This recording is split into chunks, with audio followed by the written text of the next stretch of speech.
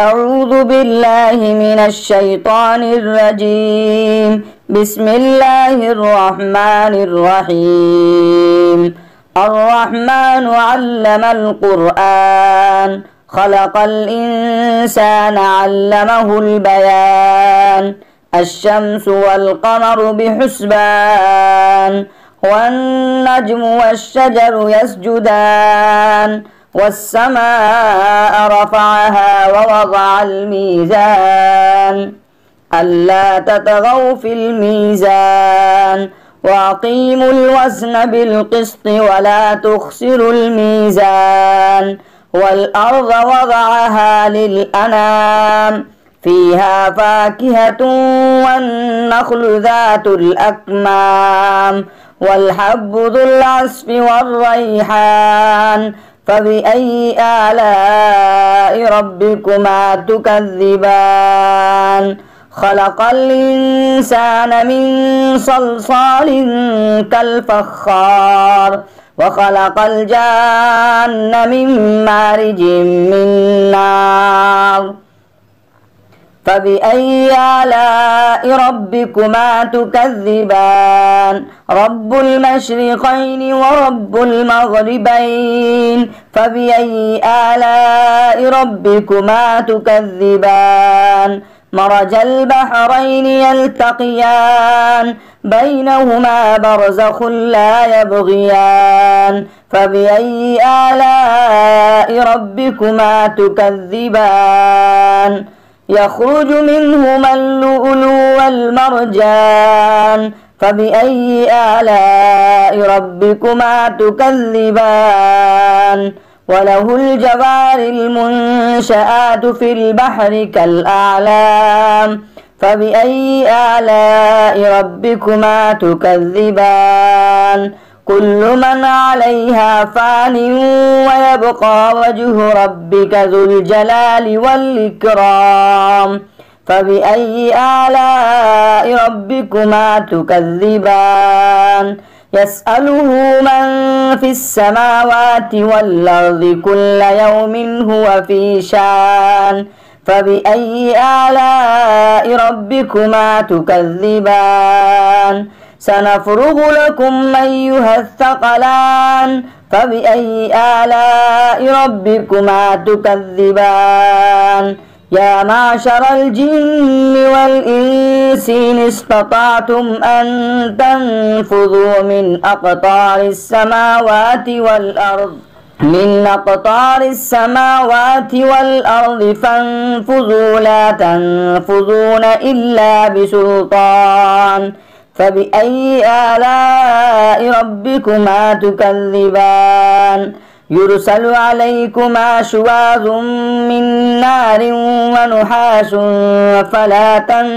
تنتصران فبأي آلاء ربكما تكذبان فإذا انشقت السماء فكانت وردة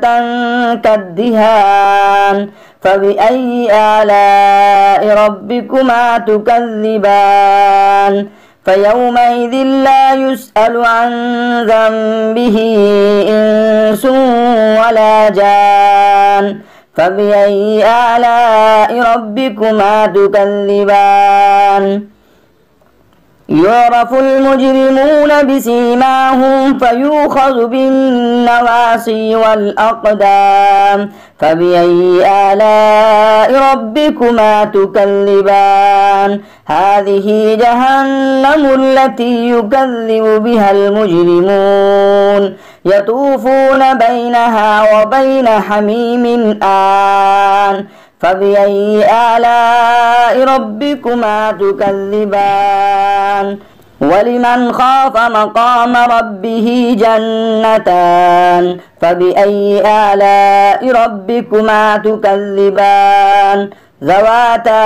أفنان فبأي آلاء ربكما تكذبان فيهما عينان تجريان فبأي آلاء ربكما تكذبان فيهما من كل فاكهة زوجان فبأي آلاء ربكما تكذبان متكئين على فرش بطائنها من استبرق وجنى الجنتين دان فبأي آلاء ربكما تكذبان فيهن قاصرات الطرف لم يطمسهن إنس قبلهم ولا جان فبأي آلاء ربكما تكذبان كأنهن الياقوت والمرجان فبأي آلاء ربكما تكذبان هل جزاء الإحسان إلا الإحسان فبأي آلاء ربكما تكذبان ومن دونهما جنتان فبأي آلاء ربكما تكذبان مدهامتان فبأي آلاء ربكما تكذبان فيهما عينان نضاختان فبأي آلاء ربكما تكذبان فيهما فاكهة ونخل ورمان فبأي آلاء ربكما تكذبان فيهن خيرات حسان فبأي آلاء ربكما تكذبان حور مقصورات في الخيام فبأي آلاء ربكما تكذبان لم يطمسهن إنس قبلهم ولا جان فبأي آلاء ربكما تكذبان متكئين على رفرف خضر وأبقري حسان فبأي آلاء ربكما تكذبان تبارك اسم ربك ذي الجلال والإكرام بسم الله الرحمن الرحيم ياسين والقرآن الحكيم إنك لمن المرسلين على صراط مستقيم تنزيل العزيز الرحيم لتنذر قوما ما أنذر آباؤهم فهم غافلون لقد حق القول على أكثرهم فهم لا يؤمنون إنا جعلنا في أعناقهم أغلالا فهي إلى الأذقان فهم مقمحون وجعلنا من بين أيديهم سدا ومن خلفهم سدا فأغشيناهم فهم لا يبصرون وسواء عليهم أأنذرتهم أم لم تنذرهم لا يؤمنون إنما تنذر من اتبع الذكر وخشي الرحمن بالغيب فبشره بمغفرة وأجر كريم إنا نحن نحيي الموتى ونكتب ما قدموا وآثارهم وكل شيء أحصيناه في إمام مبين واضرب لهم مثلا أصحاب القرية إذ جاءها المرسلون إذ أرسلنا إليهم اثنين فكذبوهما فعززنا بثالث فقالوا إنا إليكم مرسلون قالوا ما أنتم إلا بشر مثلنا وما أنزل الرحمن من شيء إن أنتم إلا تكذبون قالوا ربنا يعلم إنا إليكم لمرسلون وما علينا إلا البلاغ المبين قالوا إنا تطيرنا بكم لئن لم تنتهوا لنرجمنكم وليمسنكم منا عذاب أليم قالوا طائركم معكم إن ذكرتم بل أنتم قوم مسرفون وجاء من أقصى المدينة رجل يسعى قال يا قوم اتبعوا المرسلين اتبعوا من لا يسألكم أجرا وهم مهتدون وما لي لا أعبد الذي فطرني وإليه ترجعون أتخذ من دونه آلهة إن يردني الرحمن بضر لا تغني عني شفاعتهم شيئا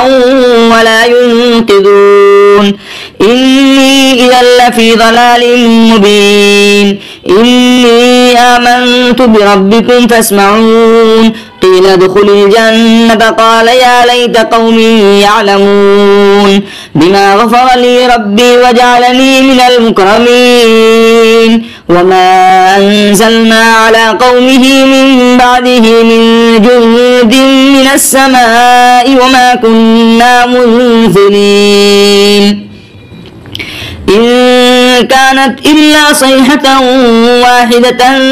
فإذا هم خامدون يا حسرة على العباد ما يأتيهم من رسول إلا كانوا به يستهزئون ألم يروا كم أهلكنا قبلهم من القرون أنهم إليهم لا يرجعون وإن كل لما جميع لدينا محضرون وآية لهم الأرض الميتة أحييناها وأخرجنا منها حبا فمنه يأكلون وجعلنا فيها جنات من نخيل وأعناب وفجرنا فيها من العيون ليأكلوا من ثمره وما عملته أيديهم أفلا يشكرون سبحان الذي خلق الأزواج كلها مما تنبت الأرض ومن أنفسهم ومما لا يعلمون وآية لهم الليل نسلخ منه النهار فإذا هم مظلمون والشمس تجري لمستقر لها ذلك تقدير العزيز العليم والقمر قدرناه منازل حتى عاد كالعرجون القديم لا الشمس ينبغي لها أن تدرك القمر ولا الليل سابق النهار وكل في فلك يسبحون وآية لهم أنا حملنا ذريتهم في الفلك المسحون وخلقنا لهم من مثله ما يركبون وإن نشأ نغرقهم فلا صريخ لهم ولا هم ينقذون إلا رحمة منا ومتاعا إلى حين وإذا قيل لهم اتقوا ما بين أيديكم وما خلفكم لعلكم ترحمون وما تأتيهم من آية من آيات ربهم إلا كانوا عنها معرضين وإذا قيل لهم أنفقوا مما رزقكم الله قال الذين كفروا للذين آمنوا أنطعم من لو يشاء الله أطعمه إن أنتم إلا في ضلال مبين ويقولون متى هذا الوعد إن كنتم صادقين ما ينظرون إلا صيحة واحدة تأخذهم وهم يخصمون فلا يستطيعون توصية ولا إلى أهلهم يرجعون ونفخ في السور فإذا هم من الأجداث إلى ربهم ينسلون قالوا يا ويلنا من بعثنا من مرقدنا هذا ما وعد الرحمن وصدق المرسلون إن كانت إلا صيحة واحدة فإذا هم جميع لدينا محضرون فاليوم لا تظلم نفس شيئا ولا تجزون إلا ما كنتم تعملون إن أصحاب الجنة اليوم في شغل فاكهون هم وأزواجهم في ظلال على الأرائك متكئون لهم فيها فاكهة ولهم ما يدعون سلام قولا من رب رحيم وامتازوا اليوم أيها المجرمون ألم عاهد إليكم يا بني آدم ألا تعبدوا الشيطان إنه لكم عدو مبين وأن اعبدوني هذا صراط مستقيم ولقد أضل منكم جبلا كثيرا فلم تكونوا تعقلون هذه جهنم التي كنتم توعدون اصلوها اليوم بما كنتم تكفرون اليوم نختم على أفواههم وتكلمنا أيديهم وتشهد أرجلهم بما كانوا يكسبون ولو نشاء لطمسنا على أعينهم فاستبقوا الصراط فأنى يبصرون ولو نشاء لمسخناهم على مكانتهم فما استطاعوا مضيا ولا يرجعون ومن نعمره ننكسه في الخلق أفلا يعقلون وما علمناه الشعر وما ينبغي له إن هو إلا ذكر وقرآن مبين لينذر من كان حيا ويحق القول على الكافرين أولم يروا أنا خلقنا لهم مما عملت أيدينا أنعاما فهم لها مالكون وظللناها لهم فمنها ركوبهم ومنها يأكلون ولهم فيها منافع ومشارب أفلا يشكرون واتخذوا من دون الله آلهة لعلهم ينصرون لا يستطيعون نصرهم وهم لهم جند محضرون فلا يحزنك قولهم إنا نعلم ما يسرون وما يعلنون أولم ير الإنسان أنا خلقناه من نطفة فإذا هو خصيم مبين وضرب لنا مثلا ونسي خلقه قال من يحيي العظام وهي رميم قل يحييها الذي أنشاها أول مرة وهو بكل خلق عليم الذي جعل لكم من الشجر الأخضر نارا فإذا أنتم منه توقدون أوليس الذي خلق السماوات والأرض بقادر على أن يخلق مثلهم بلى وهو الخلاق العليم إنما أمره إذا أراد شيئا أن يقول له كن فيكون فسبحان الذي بيده ملكوت كل شيء وإليه ترجعون بسم الله الرحمن الرحيم الحمد لله الذي أنزل على عبده الكتاب ولم يجعل له عوجا قيما لينذر بأسا شديدا من لدنه ويبشر المؤمنين الذين يعملون الصالحات أن لهم أجرا حسنا ماكثين فيه أبدا وينذر الذين قالوا اتخذ الله ولدا ما لهم به من علم ولا لآبائهم كبرت كلمة تخرج من أفواههم إن يقولون إلا كذبا فلعلك باخع نفسك على آثارهم إن لم يؤمنوا بهذا الحديث أسفا إنا جعلنا ما على الأرض زينة لها لنبلوهم أيهم أحسن عملا وإنا لجاعلون ما عليها سعيدا جرزا أم حسبت أن أصحاب الكهف والرقيم كانوا من آياتنا عجبا إذ أوى الفتية إلى الكهف فقالوا ربنا آتنا من لدنك رحمة وهيئ لنا من أمرنا رشدا فضربنا على آذانهم في الكهف سنين عددا ثم بعثناهم لنعلم أي الحزبين يحصى لما لبثوا أمدا نحن نقص عليك نبأهم بالحق إنهم فتية آمنوا بربهم وزدناهم هدى وربطنا على قلوبهم إذ قاموا فقالوا ربنا رب السماوات والأرض لن ندعو من دونه إلها لقد قلنا إذا شططا هؤلاء قوم اتخذوا من دونه آلهة لولا ياتون عليهم بسلطان بين فمن أظلم ممن افترى على الله كذبا وإذ اعتزلتموهم وما يعبدون إلا الله فأووا إلى الكهف ينشر ينشر لكم ربكم من رحمة ويهيئ لكم من أمركم مرفقا وترى الشمس إذا طلعت تزاور عن كهفهم ذات اليمين وإذا غربت تقرضهم ذات الشمال وهم في فجوة منه ذلك من آيات الله من يهد الله فهو المهتد ومن يضلل فلن تجد له وليا مرشدا وتحسبهم أيقاظا وهم رقود ونقلبهم ذات اليمين وذات الشمال وكلبهم باسط ذراعيه بالوصيد لو اطلعت عليهم لوليت منهم فرارا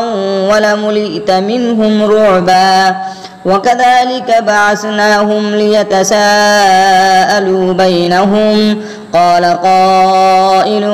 منهم كم لبثتم قالوا لبثنا يوما أو بعض يوم قالوا ربكم أعلم بما لبثتم فابعثوا أحدكم بورقكم هذه إلى المدينة فلينظر أيها أزكى طعاما فليأتكم برزق منه وليتلطف ولا يشعرن بكم أحدا إنهم إن يظهروا عليكم يرجموكم أو يعيدكم في ملتهم ولن تفلحوا إذا أبدا وكذلك عثرنا عليهم ليعلموا أن وعد الله حق وأن الساعة لا ريب فيها إذ يتنازعون بينهم أمرهم فقالوا ابنوا عليهم بنيانا ربهم أعلم بهم قال الذين غلبوا على أمرهم لنتخذن عليهم مسجدا سيقولون ثلاثة رابعهم كلبهم ويقولون خمسة سادسهم كلبهم رجما بالغيب ويقولون سبعة وثامنهم كلبهم قل ربي أعلم بعدتهم ما يعلمهم إلا قليل فلا تمار فيهم إلا مراء ظاهرا ولا تستفت فيهم منهم أحدا ولا تقولن لشيء إني فاعل ذلك غدا إلا أن يشاء الله واذكر ربك إذا نسيت وقل عسى أن يهديني ربي ليقرب من هذا رشدا ولبثوا في كهفهم 300 سنين وازدادوا 9 قل الله أعلم بما لبثوا له غيب السماوات والأرض أبصر به وأسمع ما لهم من دونه من ولي ولا يشرك في حكمه أحدا واتل ما أوحي إليك من كتاب ربك لا مبدل لكلماته ولن تجد من دونه ملتحدا واصبر نفسك مع الذين يدعون ربهم بالغداة والعشي يريدون وجهه ولا تعد عيناك عنهم تريد زينة الحياة الدنيا ولا تطع من أغفلنا قلبه عن ذكرنا واتبع هواه وكان أمره فرطا وقل الحق من ربكم فمن شاء فليؤمن ومن شاء فليكفر إنا أعتدنا للظالمين نارا أحاط بهم سرادقها وإن يستغيثوا يغاثوا بماء كالمهل يشوي الوجوه بئس الشراب وساءت مرتفقا إن الذين آمنوا وعملوا الصالحات إنا لا نضيع أجر من أحسن عملا أولئك لهم جنات عدن تجري من تحتهم الأنهار من تحتهم الأنهار يحلون فيها من أساور من ذهب ويلبسون ثيابا خضرا من سندس واستبرق متكئين فيها على الأرائك نعم الثواب وحسنت مرتفقا واضرب لهم مثل الرجلين جعلنا لأحدهما جنتين من أعناب وحففناهما بنخل وجعلنا بينهما زرعا كلتا الجنتين آتت أكلها ولم تظلم منه شيئا وفجرنا خلالهما نهرا وكان له ثمر فقال لصاحبه وهو يحاوره أنا أكثر منك مالا وأعز نفرا ودخل جنته وهو ظالم لنفسه قال ما أظن أن تبيد هذه أبدا وما أظن الساعة قائمة ولئن رددت إلى ربي لأجدن خيرا منها منقلبا قال له صاحبه وهو يحاوره وكفرت بالذي خلقك من تراب ثم من نطفة ثم سواك رجلا لكن هو الله ربي ولا أشرك بربي أحدا ولولا إذ دخلت جنتك قلت ما شاء الله لا قوة إلا بالله إن ترني أنا أقل منك مالا وولدا فعسى ربي أن يؤتيني خيرا من جنتك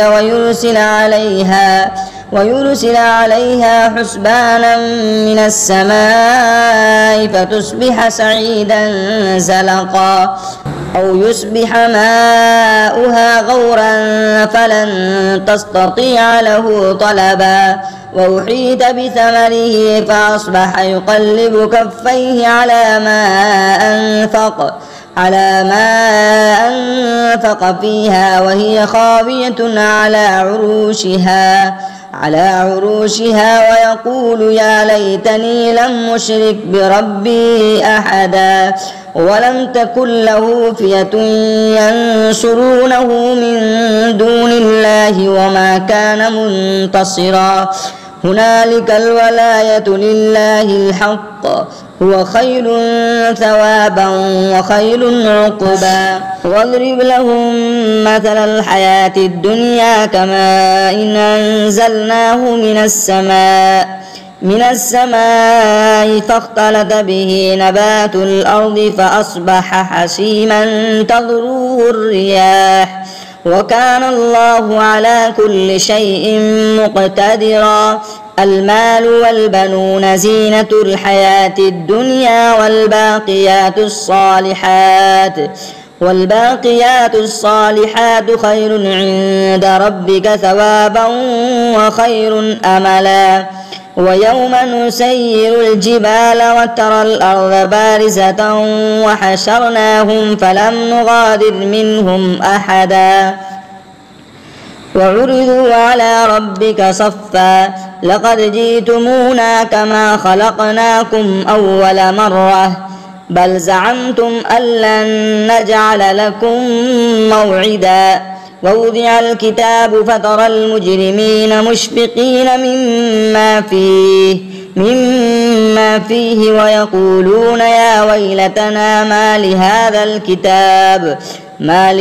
الكتاب لا يغادر صغيرة ولا كبيرة إلا أحصاها ووجدوا ما عملوا حاضرا ولا يظلم ربك أحدا وإذ قلنا للملائكة اسجدوا لآدم فسجدوا إلا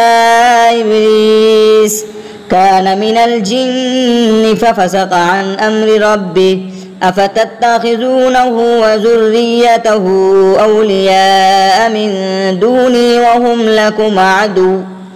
بئس للظالمين بدلا ما أشهدتهم خلق السماوات والأرض ولا خلق أنفسهم وما كنت متخذ المضلين عضدا ويوم يقول نادوا شركائي الذين زعمتم فدعوهم فلم يستجيبوا لهم وجعلنا بينهم موبقا ورأى المجرمون النار فظنوا أنهم مواقعوها ولم يجدوا عنها مصرفا ولقد صرفنا في هذا القرآن للناس من كل مثل وكان الإنسان أكثر شيء جدلا وما منع الناس أن يؤمنوا إذ جاءهم الهدى ويستغفروا ربهم إلا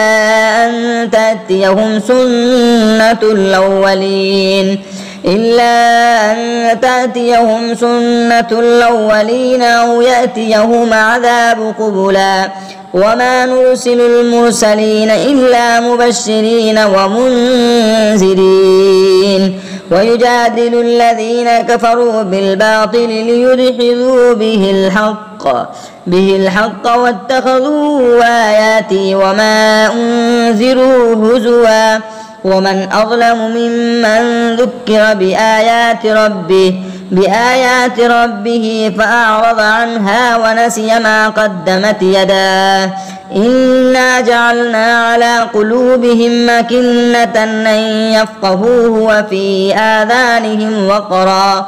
وإن تدعوهم إلى الهدى فلن يهتدوا إذا أبدا وربك الغفور ذو الرحمة لو يؤاخذهم بما كسبوا لعجل لهم العذاب بل لهم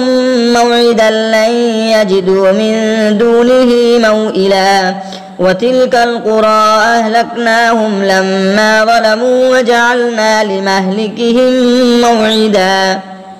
وإذ قال موسى لفتاه لا أبرح حتى أبلغ مجمع البحرين أو أمضي حقبا فلما بلغا مجمع بينهما نسيا حوتهما فاتخذ سبيله في البحر سربا فلما جاوزا قال لفتاه آتنا غداءنا لقد لقينا من سفرنا هذا نصبا قال أرأيت إذا أوينا إلى الصخرة فإني نسيت الحوت وما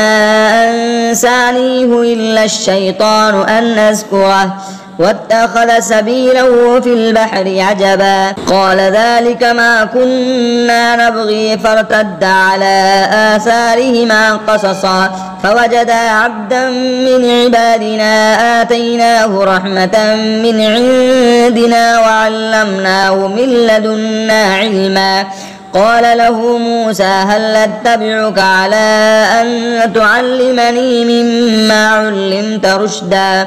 قال إنك لن تستطيع معي صبرا وكيف تصبر على ما لم تحط به خبرا قال ستجدني إن شاء الله صابرا ولا أعصي لك أمرا قال فإن اتبعتني فلا تسألني عن شيء حتى أحدث لك منه ذكرا فانطلقا حتى إذا ركبا في السفينة خرقها قال خرقتها لتغرق أهلها لقد جئت شيئا إمرا قال لم أقل إنك لن تستطيع معي صبرا قال لا تؤاخذني بما نسيت ولا ترهقني من أمري عسرا فانطلقا حتى إذا لقيا غلاما فقتله قال أقتلت نفسا زكية بغير نفس لقد جئت شيئا نكرا قال ألم أقل لك إنك لن تستطيع معي صبرا قال إن سألتك عن شيء بعدها فلا تصاحبني قد بلغت من لدني عذرا فانطلقا حتى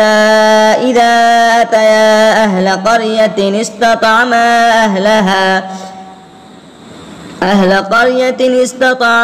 أهلها فأبوا أن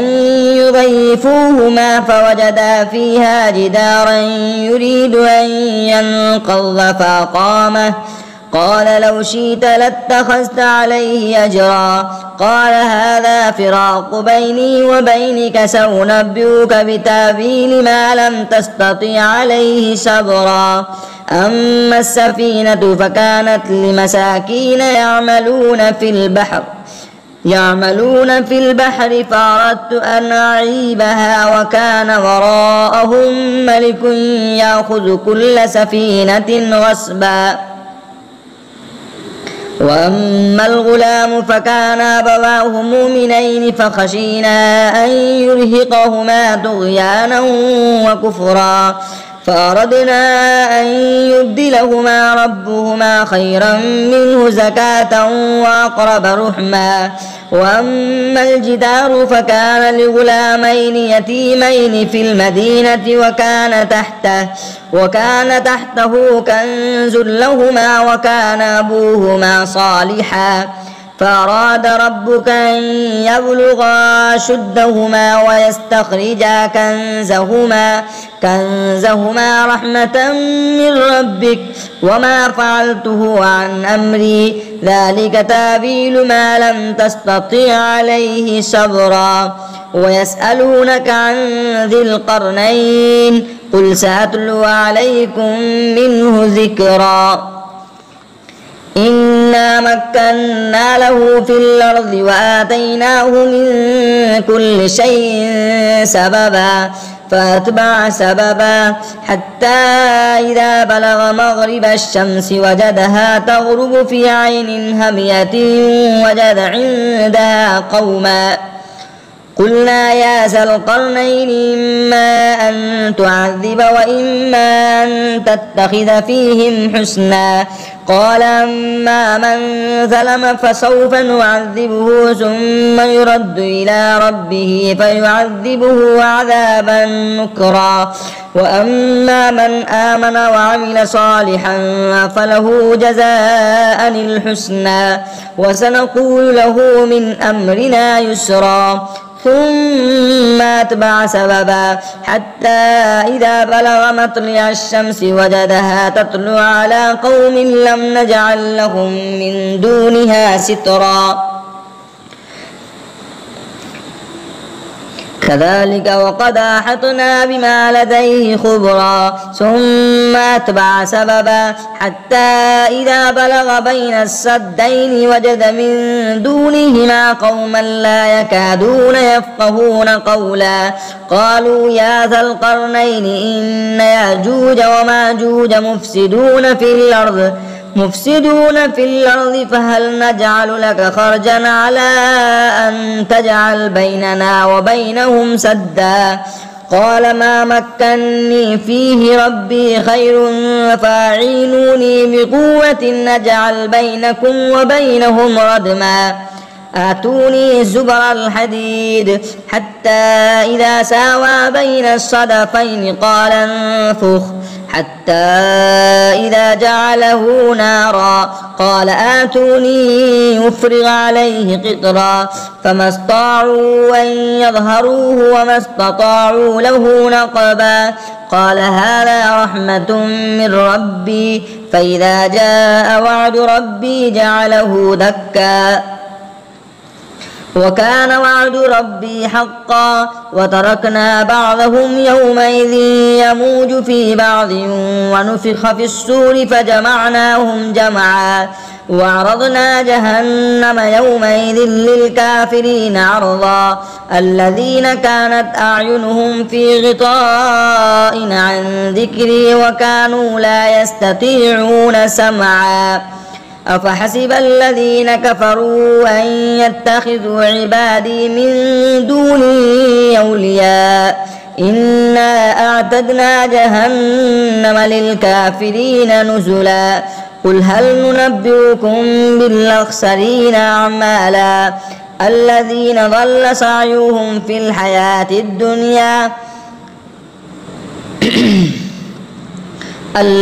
ضل سعيهم في الحياة الدنيا وهم يحسبون أنهم يحسنون صنعا أولئك الذين كفروا بآيات ربهم ولقائه فحبطت أعمالهم فلا نقيم لهم يوم القيامة وزنا ذلك جزاؤهم جهنم بما كفروا واتخذوا آياتي ورسلي هزوا إن الذين آمنوا وعملوا الصالحات كانت لهم جنات الفردوس نزلا